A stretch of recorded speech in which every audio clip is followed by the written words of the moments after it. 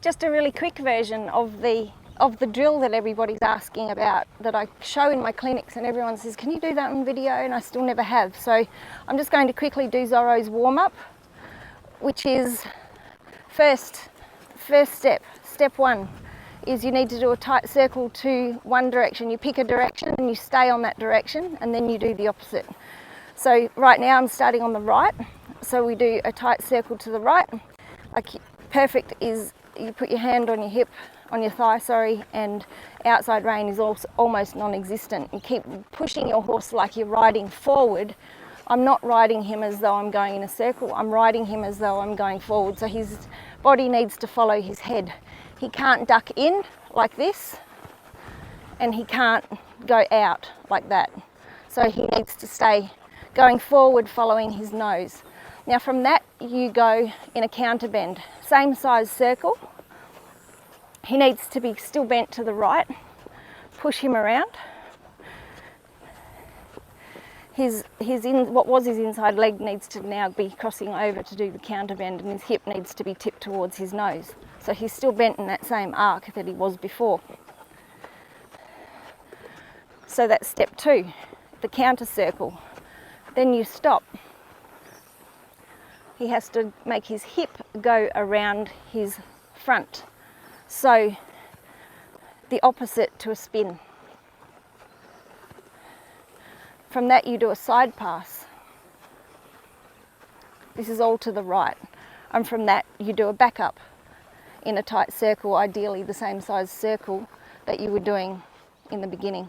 Zorro's so good at this, he does it in a circle that's a bit smaller. And I hardly have to touch him, by the way, obviously, you can see that. Whiz, totally, it's so like riding a Ferrari, riding a whiz horse. Good boy, Zorro. That's the drill. And now you go the other way. So we've warmed up the right side, now we need to warm up the left side. Same thing, hand on the thigh, outside rein non-existent. He needs to be moving his legs forward, following his nose. But you're saying he's in a circle, yeah, but he's still moving forward. So as long as he's not going out of the circle like this, out of the circle, I can't even get him to do it wrong, thank you, Zorro. And or he can't just, this is painful, the amount of flies that are on him. Yes, sorry, Zorro. Or he can't go into the circle like that, which is what some Reiners try to anticipate. And they think that you're trying to warm them up for a spin. So circle to the left, exactly the same as what we were doing to the right. We then move on to the counter bend. Bent to the left still. So we did the right, now we're doing the left. Zorro, I know, flies. Counter circle, Zorro.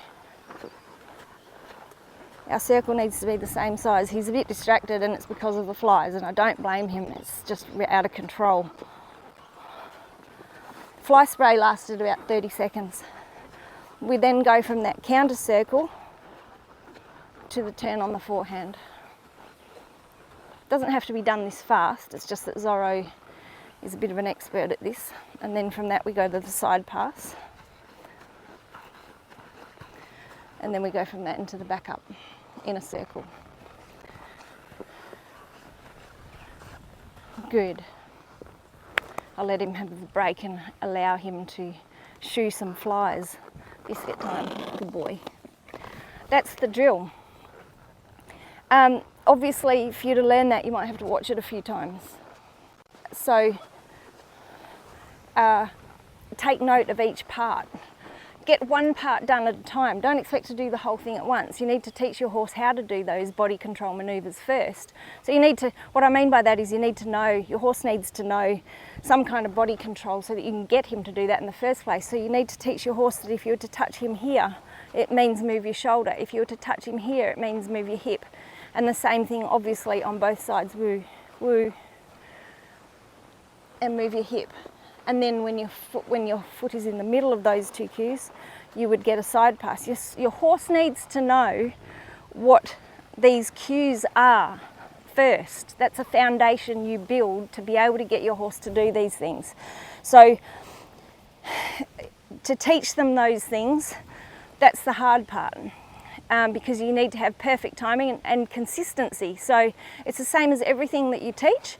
You need to know what you're looking at, be ready to stop asking, be ready to reward, be ready for all of the things that might go wrong. Make sure you don't take off a cue when things are going bad, because that would be a reward. So you can't start, as long as you know you've got it right.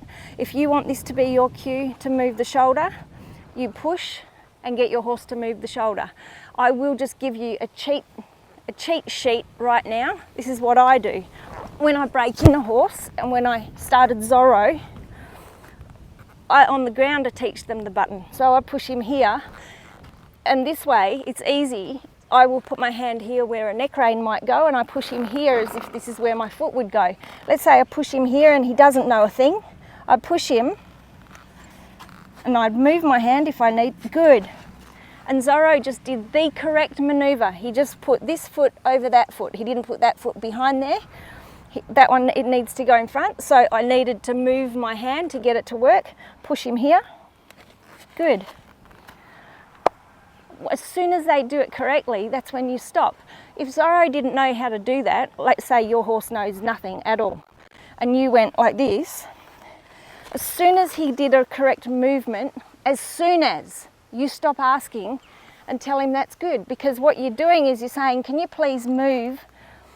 The cue is you saying to your horse, can you please move your shoulder in that direction and have your foot in front?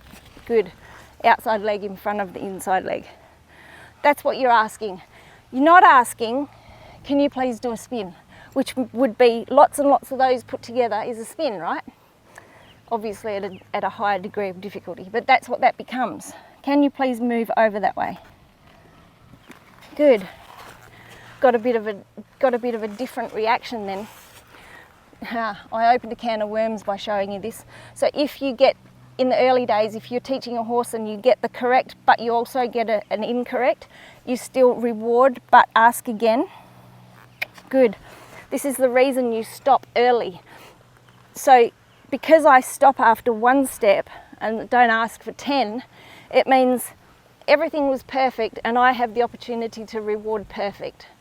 If I'm at the beginning stages of this and I go, do it once, now do it again, do it again, do it again, I leave myself open to something going wrong like that.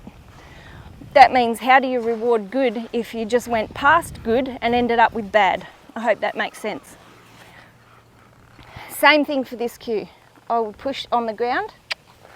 It's the same, it's obvious, you know, like when we're on the ground manoeuvring our horses in the wash bay or something, and we need them to move over or get off the hose, you do this. It's the same thing, but make sure when you're doing it on the ground that you do it in the same spot you would when you're on top of him. That way you get it all done at once. It's all the same and it's not confusing, and you don't have 10 different words for one thing. So make sure your cues are clear and that they're not, you know, you don't have one cue. Like if you do this, it always has to mean the same thing. If you do that, it always has to mean the same thing. You can't change it. You can't call an apple an orange, in other words, is what I'm saying. This means move your hip. It always needs to mean the same thing. So to do that drill, yeah, that is based on reining horses, but it's why reining horses are so good at ranch. So this applies to ranch classes, because if you need to manoeuvre your horse through in particular a trail class, obviously lots of body manoeuvres we need to do. We need to get them to back up to side pass, you know, side pass over logs. We need them to stop exactly when we say. We need them to, I'm just looking at my course while I'm saying it, what the course that I currently have. You get the picture. We need to manoeuvre them a lot through a trail class in particular, but if your horse has these cues, it means you can get lead departures, you can get basically everything you want if you build the foundation. So building that foundation is the most important thing. That way you can get everything that you want done a lot easier than pushing shit uphill.